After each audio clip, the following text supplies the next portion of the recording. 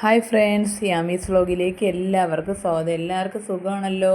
അപ്പോൾ ഇന്ന് വൈകിട്ടത്തെ കുറച്ച് കാര്യങ്ങളൊക്കെ ഉൾപ്പെടുത്തി ഞാനൊരു വീഡിയോ ആക്കി എടുക്കാമെന്ന് വിചാരിച്ച്. എല്ലാ ദിവസവും ഇങ്ങനെയൊക്കെ ആണെന്ന് ചോദിച്ചു കഴിഞ്ഞാൽ അങ്ങനെയല്ല. അപ്പോൾ ഇന്നത്തെ കാര്യങ്ങളാണ് ഞാൻ അതിൽ ഉൾപ്പെടുത്തി ചെയ്യുന്നത്. അപ്പോൾ വൈകിട്ടായപ്പോഴത്തേക്കും എല്ലാ ദിവസവും നമ്മൾ വൈകിട്ട് മിക്കപ്പോഴും പലഹാരമാണ് ഉണ്ടാക്കി കഴിക്കുന്നത്. അങ്ങനെ ഇന്ന് എല്ലാ ദിവസവും ചപ്പാത്തിയൊന്നും അല്ല ഉണ്ടാക്കുന്നത്. അപ്പോൾ മിക്കപ്പോഴും ചേട്ടന് പുട്ടൊക്കെയാണ് ഉണ്ടാക്കി കൊടുക്കണം. അപ്പോൾ ഇന്ന് ഞാൻ കരുതി ചപ്പാത്തിയും മുട്ടക്കറിയും കൂടെയൊക്കെ ഉണ്ടാക്കാമെന്ന് കരുതി. അപ്പോൾ ആദ്യം തന്നെ ഞാൻ എപ്പോഴും ചപ്പാത്തി പരത്തുമ്പോഴത്തേക്കും കിച്ചൺ സ്ലാബിൻ്റെ പുറത്തിട്ടാണ് ഇങ്ങനെ ചപ്പാത്തി പരത്തിയെടുക്കുന്നത്. അപ്പോൾ പരത്തിയെടുക്കുന്ന സമയത്ത് നല്ലോണം ഞാൻ തുടച്ച് കഴുകി വെള്ളമൊക്കെ ഇട്ട് സ്ലാബ് നല്ലോണം കഴുകി തുടച്ച് വൃത്തിയാക്കിയതിന് ശേഷമാണ് നമ്മളതിൽ ചപ്പാത്തി പരത്തുന്നത്. വേറെ കുഴപ്പമൊന്നുമില്ല, എങ്കിലും ഒന്നുകൂടി നല്ല വൃത്തിയായിട്ട് കഴുകി വൃത്തിയാക്കിയതിന് ശേഷമാണ് ഞാനത് ചെയ്യുന്നത്.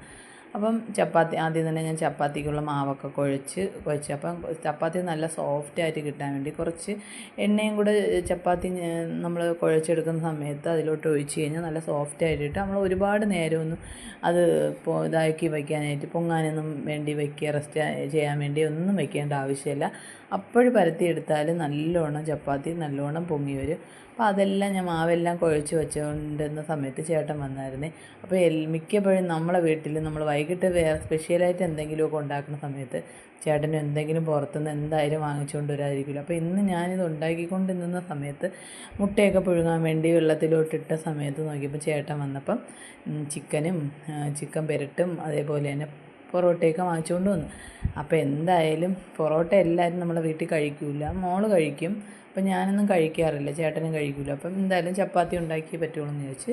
പിന്നെ സവാള അരിഞ്ഞു വെച്ചതല്ലേ, സവാള അരിഞ്ഞു വെച്ചതെടുത്ത് ഫ്രിഡ്ജിലൊന്നും വയ്ക്കാൻ പാടില്ലല്ലോ, പിന്നെ അത് ചീത്തയാവുമെന്നുള്ളതുകൊണ്ട് ഞാൻ പിന്നെ അതെടുത്ത് തക്കാളി കറിയും കൂടി ഉണ്ടാക്കാമെന്ന് കരുതി. അപ്പം അതിന് മുന്നേ തന്നെ എൻ്റെ മോള് ട്യൂഷൻ സെൻറ്ററിൽ നിന്ന് വന്നപ്പോഴത്തേക്കും നെല്ലിക്ക, ഈ നെല്ലിക്ക അങ്ങനെയാണോ പറയുന്നത്, നിങ്ങളുടെ നാട്ടിലൊക്കെ അങ്ങനെയാണോ പറയുന്നതെന്ന് എനിക്കറിയില്ല.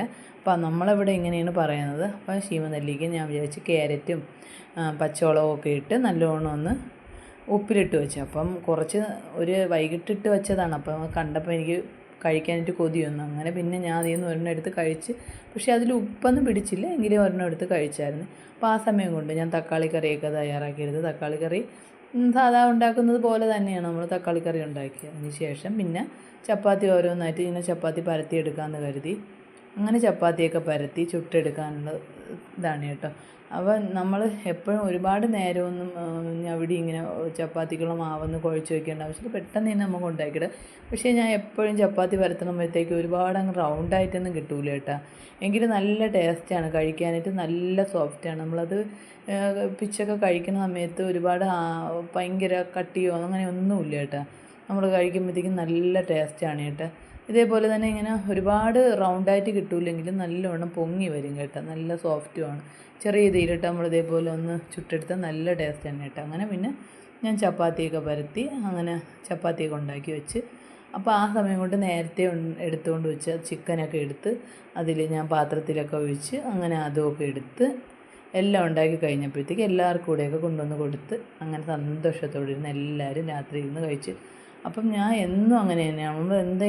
നമ്മൾ വൈകിട്ട് എന്തെങ്കിലും ഉണ്ടാക്കും, അന്ന് സ്പെഷ്യലായിട്ട് എല്ലാം കൊണ്ടുവരും. അങ്ങനെയാണ് നമ്മളെ വീട്ടിലുള്ളത്. അപ്പോൾ ഞാൻ ഇന്നും ആലോചിച്ച് അതേപോലെ തന്നെ. അപ്പം തന്നെ കറക്റ്റ് ചിക്കനൊക്കെ കൊണ്ട് ചേട്ടൻ വാങ്ങിച്ചു കൊണ്ട് വന്നായിരുന്നു. അങ്ങനെ അതെല്ലാം കഴിച്ച് അങ്ങനെ വൈകിട്ടത്തെ കാര്യമൊക്കെ കഴിഞ്ഞ്. അപ്പോൾ ഇത്രയേ ഉള്ളൂ കേട്ടാൻ. അപ്പോൾ എൻ്റെ ചാനൽ ഇഷ്ടപ്പെടുകയും ചാനൽ സബ്സ്ക്രൈബ് ചെയ്ത് സഹായിക്കണേ മക്കളെ. മറ്റൊരു വീഡിയോ വരുന്നത്